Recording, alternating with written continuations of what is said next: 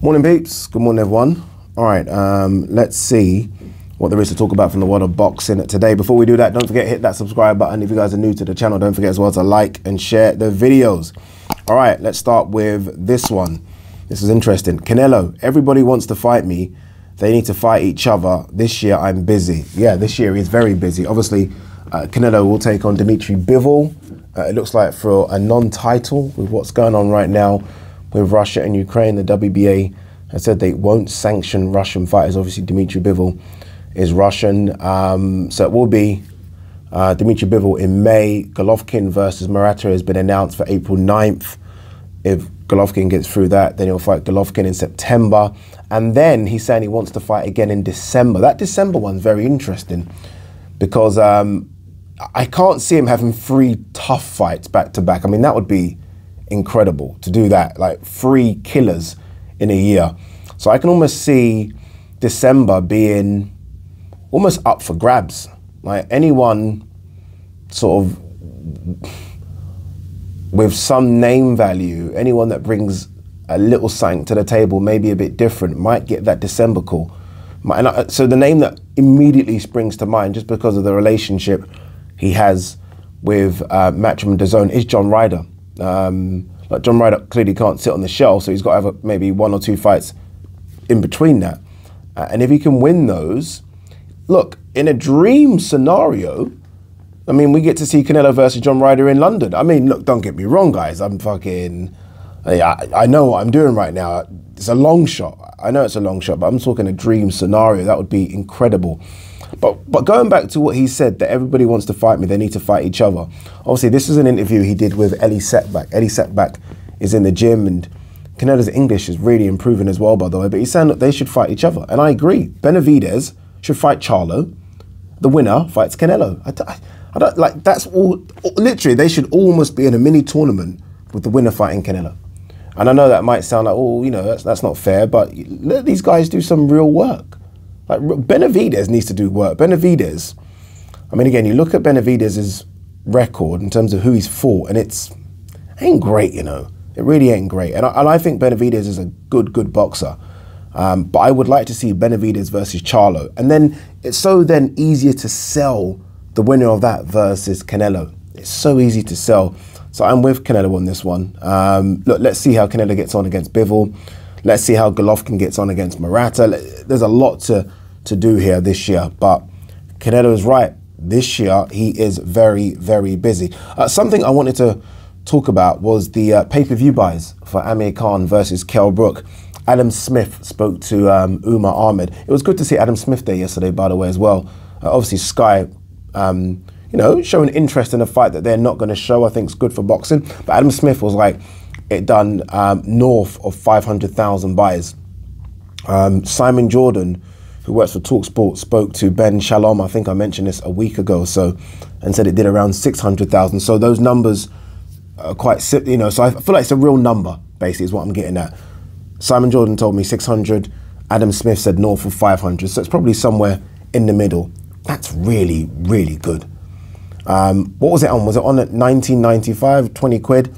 So if it did 500,000, that's 10 million. That's 10 million generated just by the pay-per-view. Now, I don't know if it was sold to different territories around the world. I'm not quite sure about that, but 10 million on that. The gate would have been really good as well because it was a sellout. So yeah, they made a profit. They made a good profit. I don't know what Khan and Brook's fees were, but it certainly wouldn't have been 10 million. So they made a profit, they really did. So look, Sky must be extremely happy with that. Even if this fight happened when it should have happened 7 years ago, say, I don't think it would have done much more than that, you know? I think it probably would have maybe stretched to 700, but not much more. And the fighters wouldn't have got paid much more money, and it wouldn't have been a stadium. I don't think that was the in thing then. So it probably would. What I'm trying to say is that this fight generated as much money as it would have 7 years ago. So as much as we lost it from a spectacle of a boxing match, the fighters and the broadcasters, I mean, they'll be okay with it. They'll be okay with it. So yeah, that's really, really good numbers for Sky. I was trying to think of what could be their next pay-per-view or their next big thing. And I guess the next one I don't think Kell Brook's going to fight Chris Eubank Jr. I think Kell Brook will fight Conor Benn, by the way. In fact, I think Conor Benn won't have that fight against Van Heerden or Chris Van Heerden, because I would have probably been told to say something about it on the DAZN broadcast. I think they might go Conor Benn, Kell Brook. I really do. So I think the next big one for Sky pay-per-view will probably be Clarissa Shields, Savannah Marshall, which won't do anywhere near 500,000. Nowhere near it. Nowhere near it, in fact. I mean, there's an argument to say that maybe shouldn't be on pay-per-view, because I don't think it's going to do great numbers.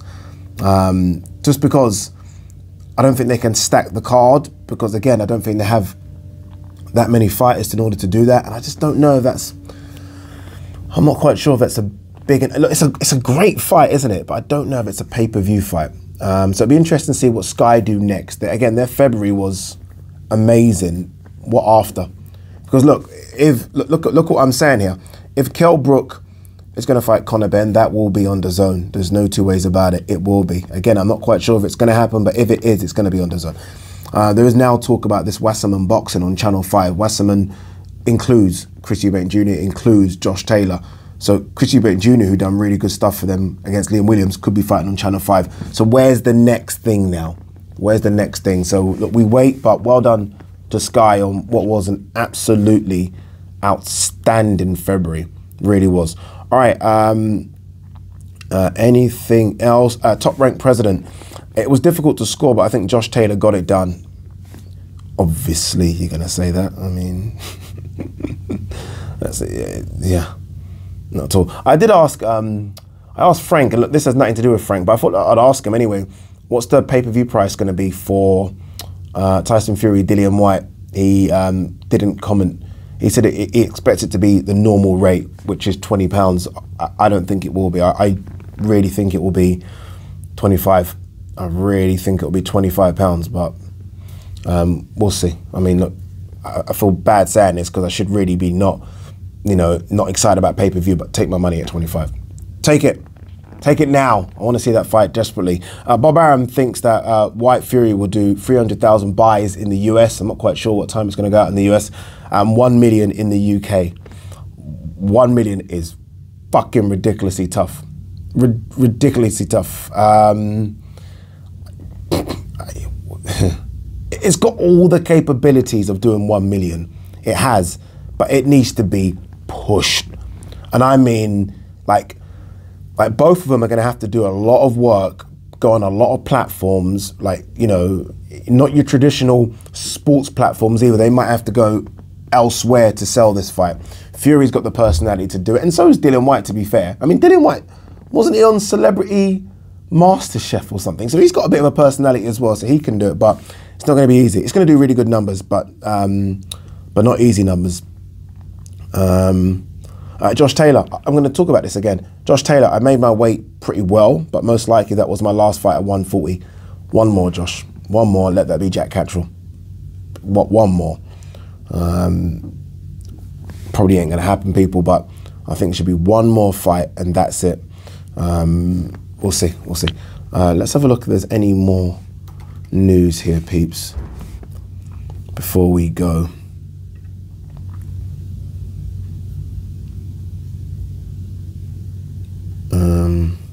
2 seconds.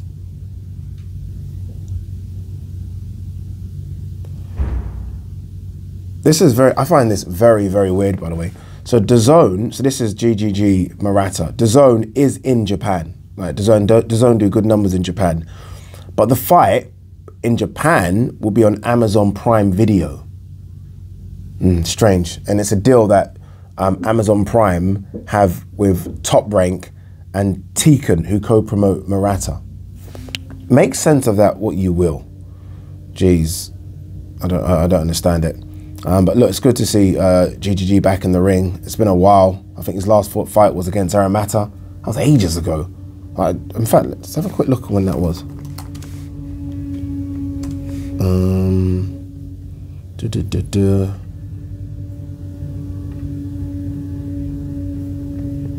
GGG was 18th of December 2020. So by the time he fights Murata, a year and a half out the ring for a man that's approaching 40.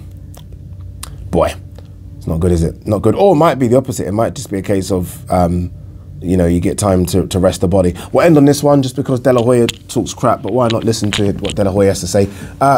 4 years down the road, Garcia, Canelo at 165. You just never know.